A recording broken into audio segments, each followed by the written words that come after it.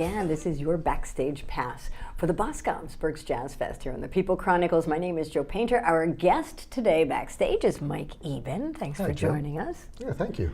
And thanks, while we're saying it, to the Berks Arts Council for making this series possible. Yeah. It's coming up pretty soon. Yes, it is. Sooner than you think. Have you been involved for 28 years?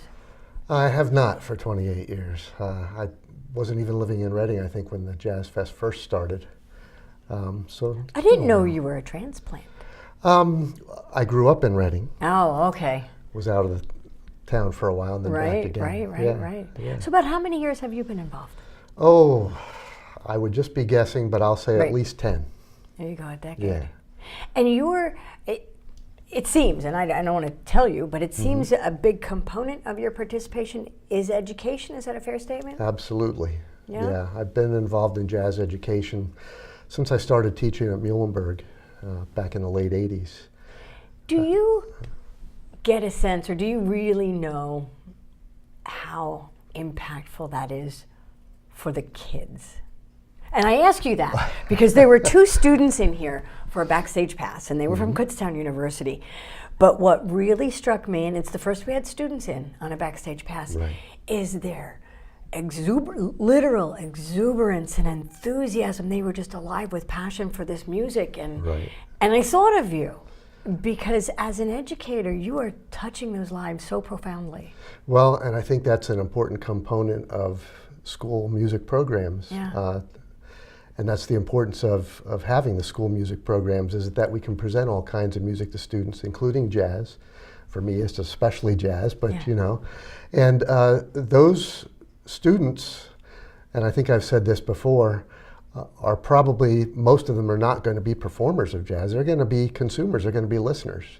So they're our future audience, and they're the people that are going to help us promote that music and keep it alive. Which is really important, and that's Absolutely. Kind of what the fest is about as well. Right. Over the course of your career teaching, can you tell, like, oh, that student is probably going to be performing? And I'm not asking you to name names, but does that type of student jump out at you? Absolutely. And you can tell it just by their passion for the music. You'll see it in the way they prepare themselves, in the way they go about it. They'll start listening to jazz a lot more than some other students will. It'll be a part of their life. And so you can tell pretty quickly when that's going to be happening. How does the switch happen, or the flip? And maybe there isn't a switch that flips, but I'm picturing, high school, young college students, and maybe it's rock and roll, or maybe it's alternative music. How do you flip them to jazz? Well, I think a good deal of it has to be with having a good jazz program in your school. Okay. And I think through those programs, that's how you flip that switch.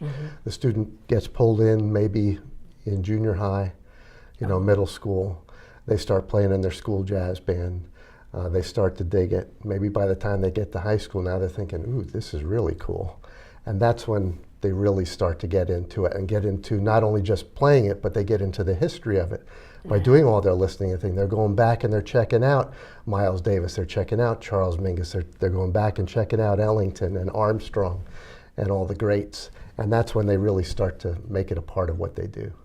I didn't think about the history connection, and that certainly makes sense. So as they're checking that out, are they seeing the parallels of those influences on the music that they were listening to, perhaps before they get turned on to jazz? Yeah, and I think a lot of us who are jazz educators, that's part of what we do. It's not just teaching how to play the music, but you have to go back and know where it comes from. If you don't know the history, you really aren't going to get into it as deeply as you need to if you really want to get into jazz.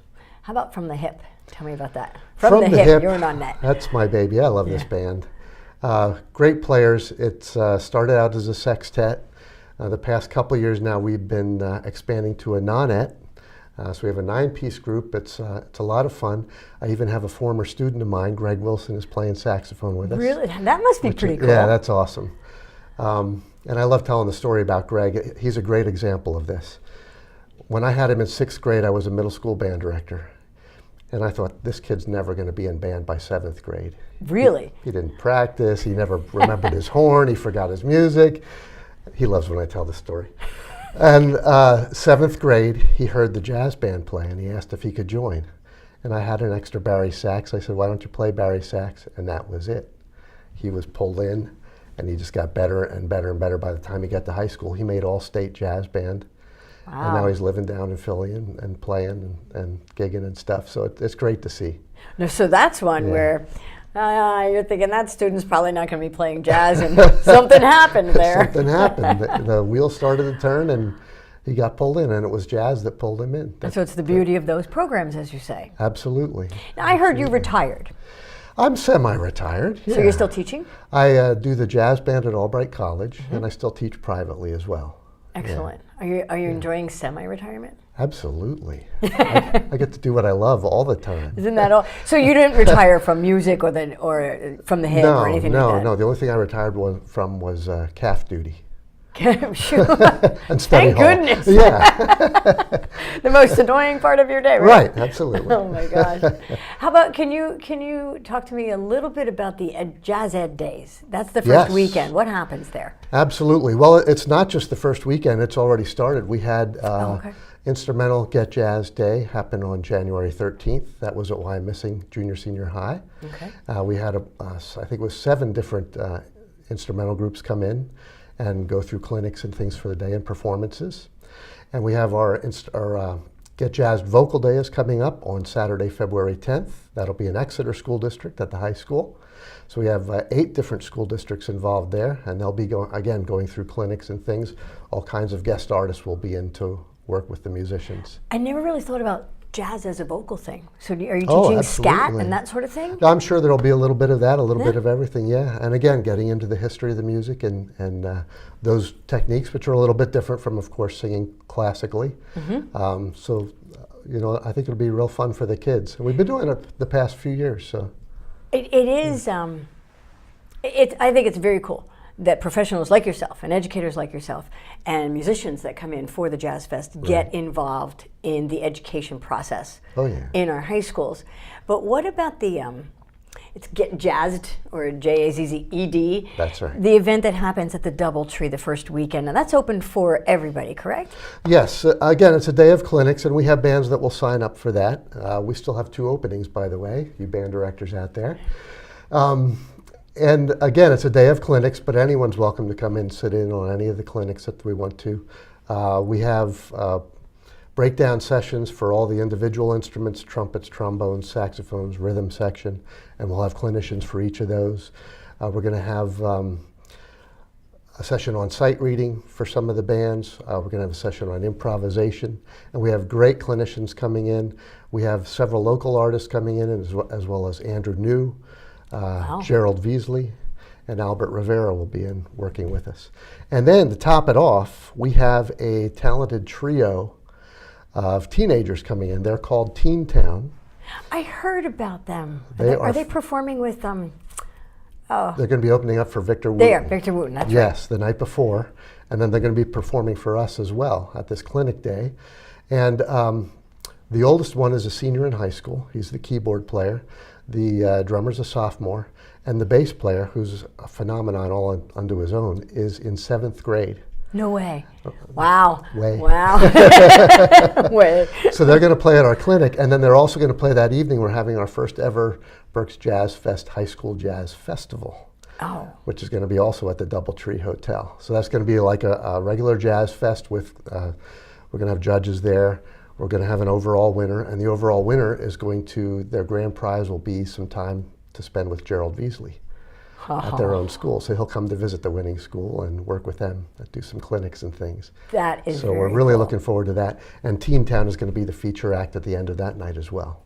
And that's Saturday or Sunday? That will be weekend. Sunday. Sunday, the first weekend. Yeah, the 8th. But seriously, I'm hearing these are excellent programs for students, but if you play music and you want to know a little bit more about sight reading or improv, you can join a clinic. You don't have to be a student at local school. Oh, there's more. There's more. What is it? On Monday night, we're going to have a jam session at the Inn at Reading, and that's going to feature the Lars Pottinger Trio. Wow. And we're also going to have some guest artists there, some people. Now this is you when you say we. Well, I'll be the host of it, yes. Okay. But we're also going to have, besides Lars's group, Gerald Veasley's going to visit us. Albert Rivera will be there again. Eric Marienthal. Oh my And I'm told Randy Brecker will be joining us as well. So I'm really excited about that. And you are highlighting how the artists come to town and they want to be involved Absolutely. in this education process. Absolutely. They love it as much as we educators do, and they're educators themselves. I mean, a lot of them, that's also a part of what they do. What they do. Passing it forward or paying it forward. Absolutely. Yes. Yeah. So speaking of loving it, all of Yes. our guests here on the Backstage Pass get the same 5 questions. We call it the lightning round. All right. So this is the fun part for you. The answers are always very, very interesting. Okay. So we'll start with, what does jazz music, when you hear jazz music, what's that mean to you? I guess the first word that would pop into my head would be freedom. Oh. As an educator, most kids start in 4th or 5th grade learning to play an instrument, and they're told, here's how you play it, here's the book, Right. bury your head in this book, play these notes exactly as they're written down, and don't shy away from that. Then they get to middle school and they get in jazz band, and all of a sudden they're told, okay, make up a solo. And they go, what? Yeah, yeah. So for me, that's the freedom aspect of it. You're opening that up, and I wish if I could do it all over again, I think I'd try to put a little bit more of that into what I did as an educator. A little bit more training by ear. Let the ear tell you what to do. Pick out Can you songs teach by that? ear. Oh, Or is absolutely. that just something you feel? No, it's something you can absolutely teach. You can start by something as simple as playing Mary Had a Little Lamb. You know, and I do that with my private students. Play the song by ear, and then, okay, you did it in that key, now let's do it in a different key. And that builds that basis for being able to play whatever you want to play. Because the ultimate goal in jazz, after you practice all those scales and all that endless practicing and hours of work, is to be able to play whatever you hear inside your head. Right. And that's where the freedom comes from. Freedom. That's Yeah. the first we got that answer. I like that. So how has jazz impacted your life? My life, well, it's been a part of my life, you know, since I've been in my band program. You know, in junior high, we had a huge stage band with Al Leader at the Cole Building in Muhlenberg School District. And then when I got to high school, I had Hank Hoffman as my band director, and he was a Count Basie fanatic. So that sealed the deal right there. I knew that's what I wanted to play, and I knew I probably wanted to be an educator from that point on. So I've been doing it ever since. So you've been touched in middle school. Absolutely. And that's what you're doing back. Absolutely. C.E. Cole, I remember that. Yeah. Yeah. How about mentors? Who are your jazz mentors? Well, I would start with Al Leader and Hank Hoffman. They're the ones that got me into it, listening it. I think my peers in college were really influential. People like Tom Stroman, who's a fantastic teacher and performer today. You know, the people that I grew up listening to, John Coltrane, Dexter Gordon, Miles Davis, I love them all, and it just feeds on itself, you know. The love for it shows on your face right now, Oh, Mike. that's It's good to very know. cool, very cool. This is a tough one, I think, sometimes because we don't think about our legacy, but we live a legacy every day. So what or how would you characterize your jazz legacy? Well, I hope it's that I'm offering an outlet for students to learn to play jazz, but not only that, I'm hoping they will become lovers of the music. You know, that, and again, I can't stress that enough. Most of our kids are not going to grow up and be performers. They're going to become consumers. Right.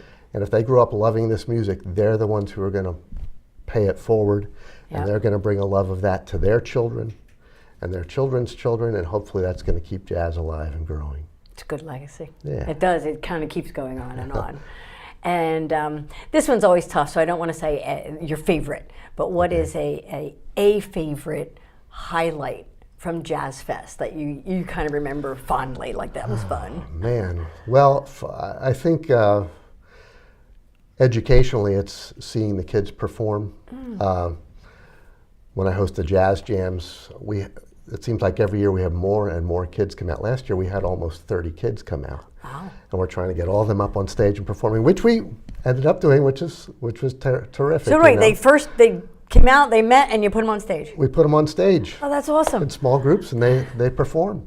And then seeing the groups like the All County Jazz Band perform, you know, and you can see just that love of the music in those kids, and especially when you see the ones who become really good soloists and you know they're going to take it a little bit further, and hopefully a lot further. That's just cool to see that happening. So I think just seeing it passed on to the students is the highlight I see year after year. That's pretty cool to hear, because I know that you love to perform as well. Oh yeah. It means a lot to you, and to get together and just jam with your peers. Absolutely. But your highlight is seeing others blossom. Yeah. And I like that. Yeah. Don't get me wrong, I love playing with From the Hip too. I know you do. I know, that's what I mean. I know how important and passionate you are about that, but the highlight is to see others shine. Yeah. Very cool. Yeah. Mike Eben, don't miss it. From the Hip, the Nonette, and actually you're very busy that first weekend. There's a lot going on. That's right. We're playing on opening night with From the Hip, so I'm very excited about that. Opening night, and that is April 6th. April 6th, believe, Friday, April 6th, yeah. It's the 28th annual Boscov's Berks Jazz Fest. Don't miss it. Thanks for joining us for the Backstage Pass, and sign up, like us, and you won't miss anything.